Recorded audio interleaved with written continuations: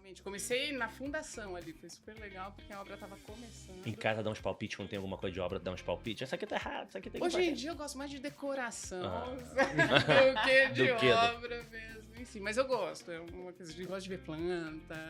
E aí foi, e assim, aí teve esse estágio, teve lá e depois.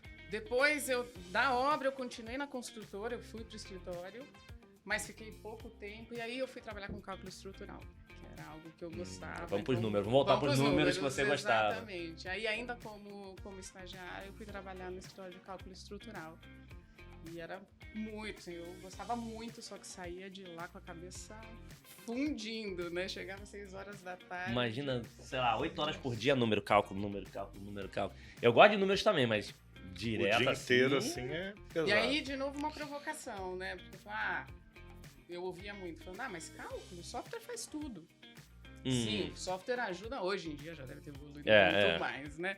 Mas naquela época... Não, naquela época não, começaram novinha com 12 anos, naquela época. Não, e ainda hoje, né, você precisa criticar. Sim. É uma responsabilidade muito grande, né? Sem dúvida. Então, infelizmente também era uma área que eu via ali que não tinha uma valorização muito grande do profissional. Então, dali ficou também pouco... eu falei, não, preciso ir buscar novos caminhos. E aí eu fui fazer um intercâmbio e fiquei 1 mês na Austrália, porque meu inglês era inglês de estudar em escola, enfim, fazia o inglês particular, mas não tinha um nível de inglês, assim, tão... num nível que eu entendesse que me colocaria ali por um processo seletivo, com uma diferenciação. Aí eu fui fazer...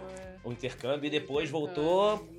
E o próximo, porque assim, antes você era professora, fez o estágio, mas o teu primeiro trabalho em si? O meu primeiro trabalho eu fui efetivada no escritório de cálculo estrutural.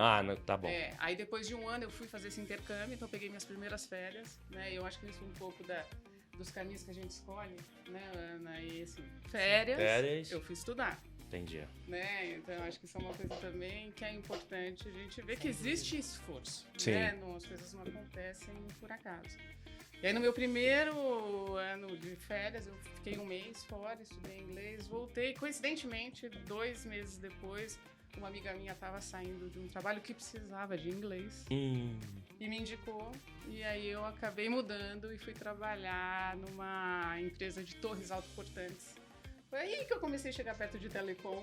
Então era uma empresa que produzia essas torres, né, autoportantes, e tinham clientes que eram americanos, então precisava... Olha a questão de preparação, né? A gente vai falar disso também, exemplo do inglês. Mas manda uma... Pensou em uma pergunta para ela? Não, sim, interessante, né? Toda essa questão de números. Eu queria entender como que você encontrou trabalhar com cliente no meio disso tudo, né? Porque cliente, normalmente pessoas de humana curtem mais e chegam mais nesse lugar, né? De cuidar de clientes, trabalhar com clientes, e você foi totalmente ao contrário.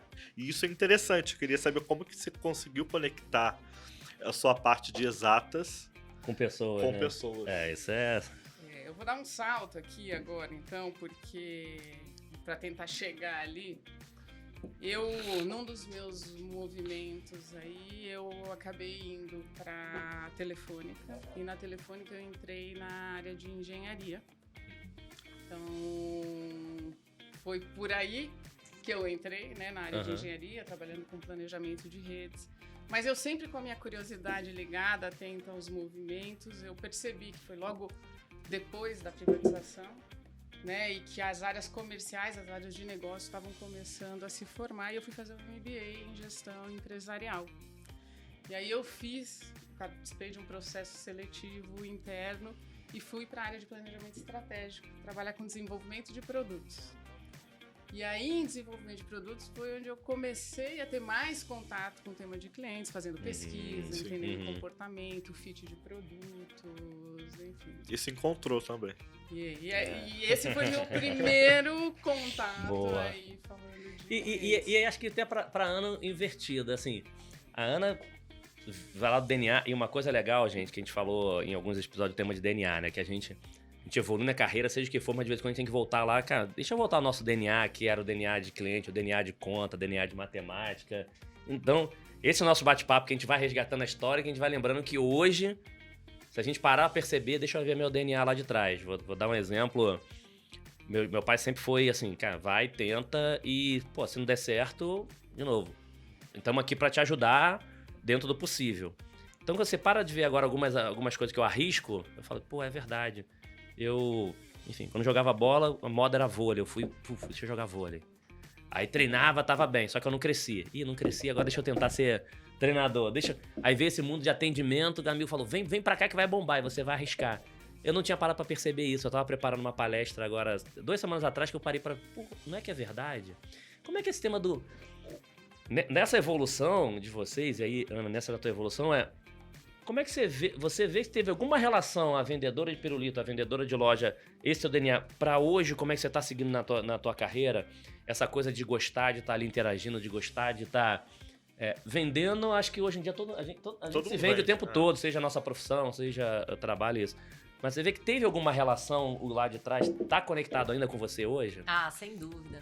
Acho que a coragem, né, desde o início de ser criança ainda e pensar, pô, eu quero fazer alguma coisa pra eu ganhar dinheiro, né? E aí eu lembro que tiveram episódios de que, depois dos pirulitos, né, teve os episódios de querer ir pra praia e eu e a minha irmã, a gente fazia brigadeiro de chocolate, e vendia também pra ter uma grana pra ir pra praia no final de semana, que a gente sempre curtiu demais ir pra praia. Então, acho que essa coragem, esse estímulo, essa veia empreendedora, apesar de, se eu olhar pra trás, minha vida inteira, eu sempre fui funcionária de uma empresa, né, assim, basicamente toda a minha história profissional, mas a coragem de não tá dando certo aqui, vou fazer outra coisa diferente, como você mesmo disse, ou estamos testando alguma coisa, não tá funcionando, a gente precisa virar o resultado, o que a gente pode fazer, inventar uma ação diferente ou um processo diferente que faça com que as pessoas elas se engajem no mesmo propósito.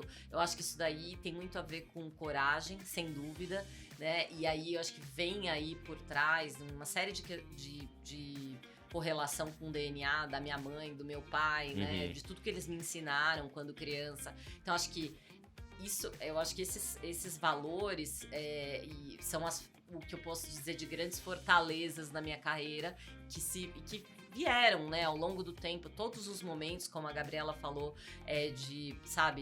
vou sair de férias, eu vou tirar esse tempo pra estudar, né? Apesar de ter curtido muito também, quando eu fui trabalhar na empresa desse meu amigo, eu me lembro, pô, tinha acabado de fazer 18 anos, aquela vibe de ir pra praia todo final de semana, curti, tirei carta. E eu me lembro que eu voltava na hora do almoço, eu tinha 1 hora, assim, né, assim, à risca.